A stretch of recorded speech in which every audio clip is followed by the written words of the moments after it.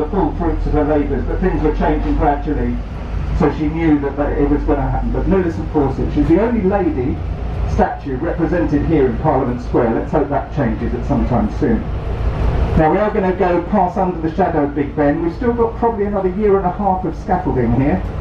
They said originally 4 years, but you can also see a lot of scaffolding going up round the Houses of Parliament.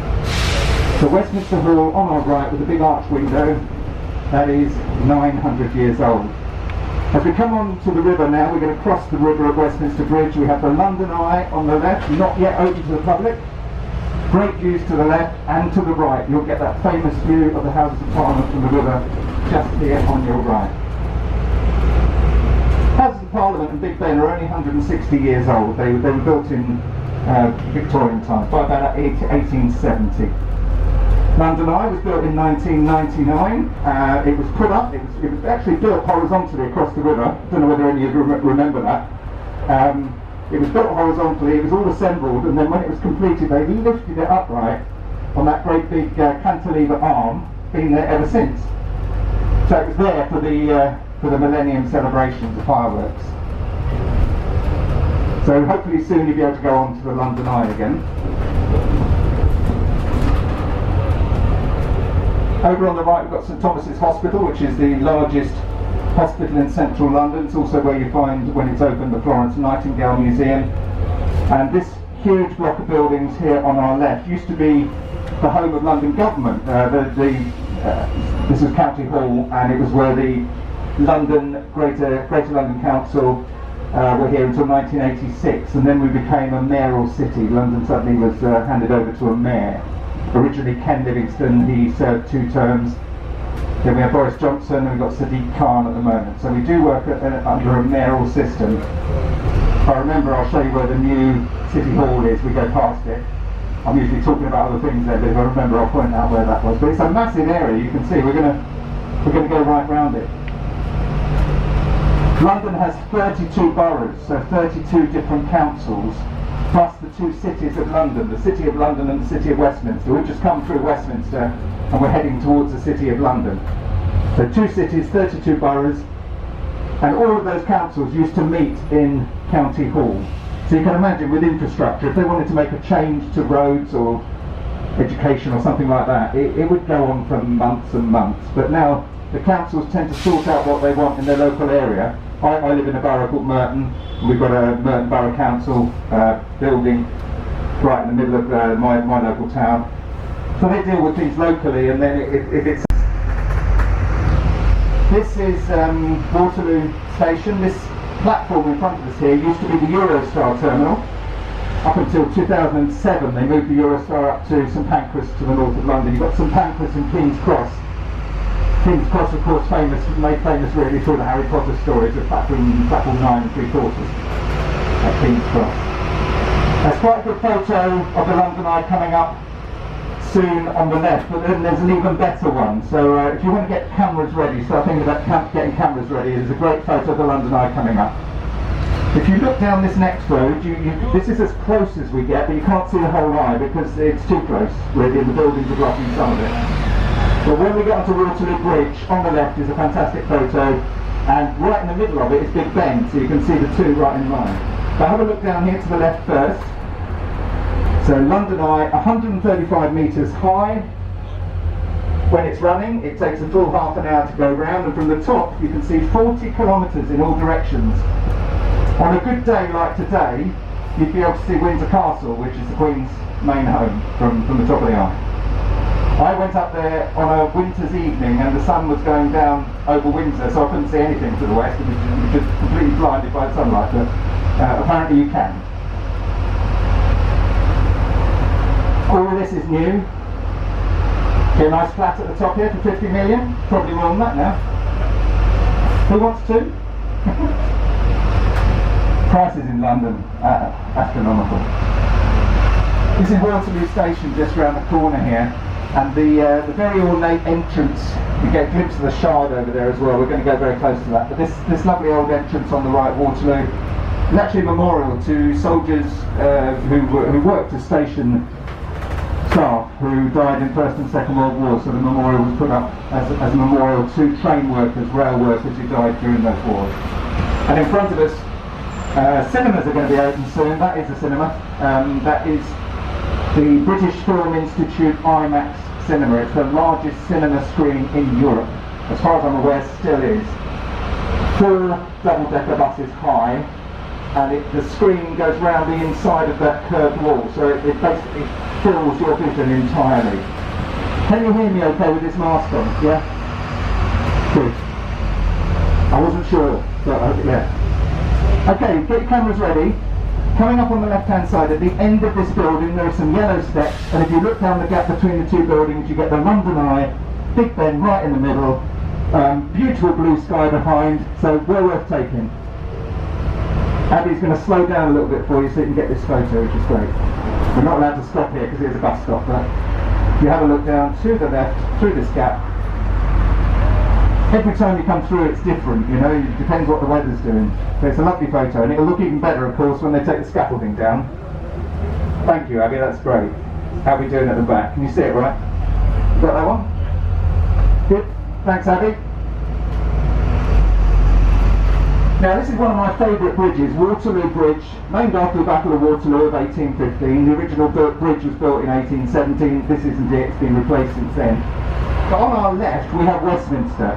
I said London was 2 cities and 32 boroughs. Westminster is the more recent city. It's a mere 1,000 years of history. And that's this area to our left, which all started around Westminster Abbey 1,000 years ago. There are still some pretty old buildings here. Nothing as old as Westminster Abbey really, and the couple of buildings around that point. But as we go towards the city, which is to the right, looks very modern, doesn't it? But this is Roman London we're heading to, and as we get through there, I'll tell you some of the parts that you can still go and visit in the next few weeks or so of Roman London. So we have a 1,000-year-old city over there where Big Ben and the Houses of Parliament are on your left, and to our right we have the modern-day City of London, but we have this is London's Roman city. We've got the Shard, the tall modern building, the pointy one.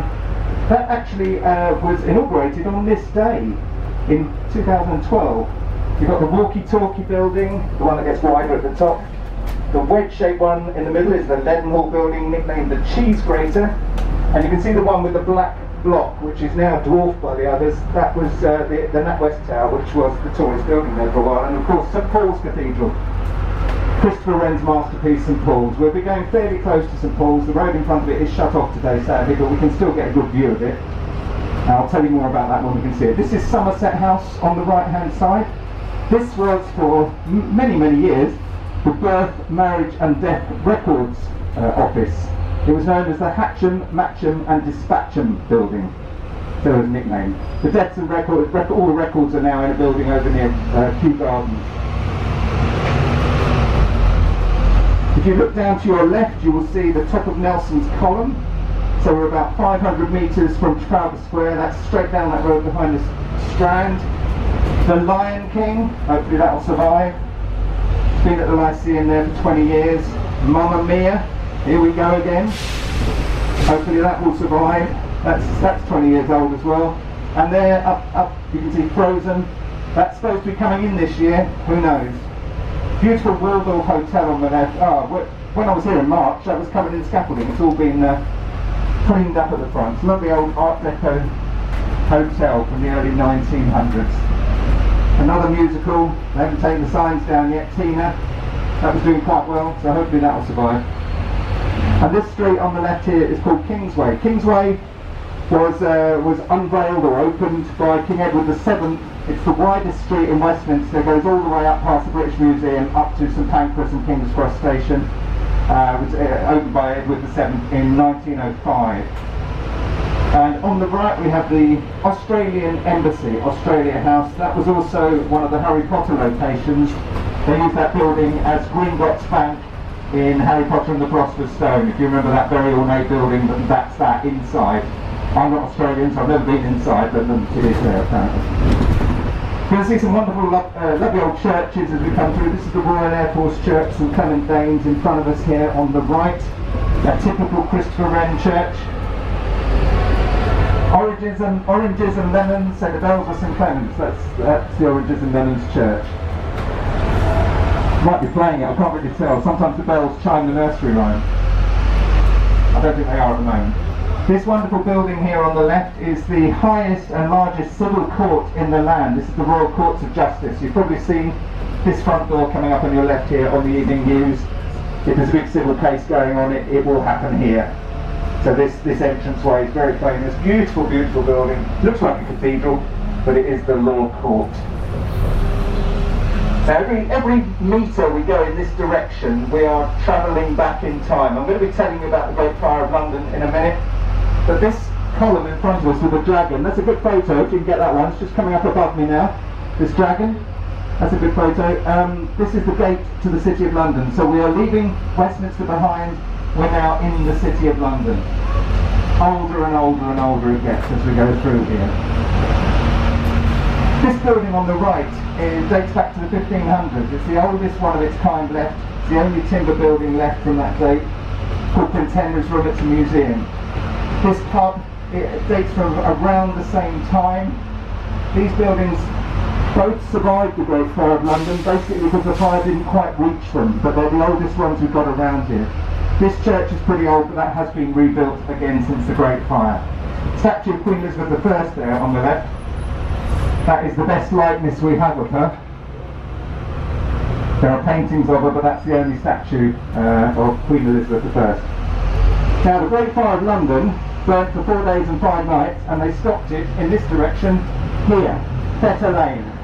Everything ahead of us for 2 miles was utter devastation. Nothing survived. I would say that London was 70% timber, so of course that was just ash, but there were stone buildings like that pub we saw back there, the Old Cock Tavern. There were stone buildings, but only about 30% of them were stone. And the heat was intense, they were rubble.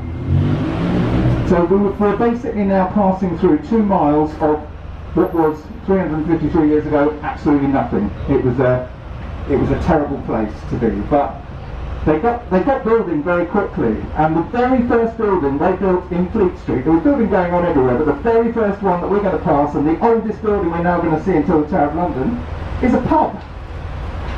Down here on the left, the Old Cheshire Cheese. That pub was built in February 1667, just a couple of years, or not even 2 years, after the Great Fire. Have a look at it on the left now. There's a line of kings on the front. At the top of that list was King Charles II. He was the king at the time of the Great Fire of London. And he actually did quite a lot to help control the fire. It was Charles II who ordered teams of men to go out in a semicircle around us, from the river behind us to the right and in front of us to the right, in a semicircle round the city, blowing up buildings. They blew up literally hundreds of them. And what they did was cleared away the rubble and created a big enough gap to control the Great Fire. On the hill ahead of us you can see St Paul's Cathedral. We're diverted because the road in front of us I think is shut. So we will get another glimpse of it. But St Paul's Cathedral, there has been and we're coming up to Piccadilly Circus. Now the word circus comes from the Latin for circle, so basically it was originally a roundabout. It's a section of it is pedestrianised now, but it was originally a roundabout, so nothing to do with clowns and acrobats. Very famous fountain in the middle, which is known as the Statue of Eros, but that was actually it was built as a water fountain. It was built as a memorial to the 7th Earl of Shaftesbury, who was a philanthropist, and he was a man who did wonders for the living and working conditions of the very poor people living in Soho. The difference between Soho and Mayfair, literally crossing Regent Street, was so dramatic, you know, from absolute poverty to absolute wealth, literally on one side of the road to the other. So here we are, this is Piccadilly Circus. These electronic signs have been up here since 2017, but the very first neon signs to go up here in Piccadilly Circus, always been famed for its advertising, went up in 1905, and the very first one was Perrier water, would you believe? This is Piccadilly on the left, one of London's most exclusive shopping streets, leads down to the Ritz Hotel and eventually Hyde Park. Then on the left we have the world famous Regent Street, which was actually the very first street in the world to be lit by Christmas lights. And every year since 1954 it has been lit by lights. But it was lit just 1 year, in 1892. 1 year they decided to light the street. They didn't do it again until 1954. So here we are, Statue of Eros down behind us, the Piccadilly fountain. Right in the heart of theatre land now, quite sad to see them all closed at the moment. And we'll see which ones of these do come back.